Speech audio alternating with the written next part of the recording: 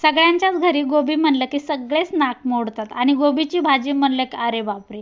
चला आज या गोबीचं एवढं छान रेसिपी बनवूया, सगळेच आवडीनेच खातील. तर काय करायचं आहे, 1 वाटी गव्हाचं पीठ घ्यायचं, 1 वाटी तांदळाचं पीठ, अर्धी वाटी बेसन पीठ घ्यायचं, हळदी पावडर, मिरची पावडर, थोडासा गरम मसाला, चवीपुरतं मीठ आमकं ढमकं घातलं की आपल्याला गोबी एकदम बारीक खिसून घ्यायची आहे. वरतून कोथिंबीर घालायची आणि 1 वाटी तीळ घालायचे आहे.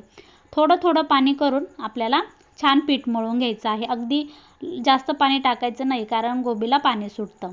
पीठ भिजलं की छान थोडासा असा पीठ घ्यायचं, वरतून थोडेसे तीळ घालायचे, छान मस्त असं लाटून घ्यायचं आहे. तुम्हाला जसं आवडतं त्रिकोणी, चौकोनी किंवा गोल माझ्यासारखं असं लाटून घ्यायचं आणि दोन्ही बाजूने खरपूस भाजून घ्यायचं. अगदी चटपटीत आणि चटकदार आपले गोबीचे पराठे छान रेडी आहे.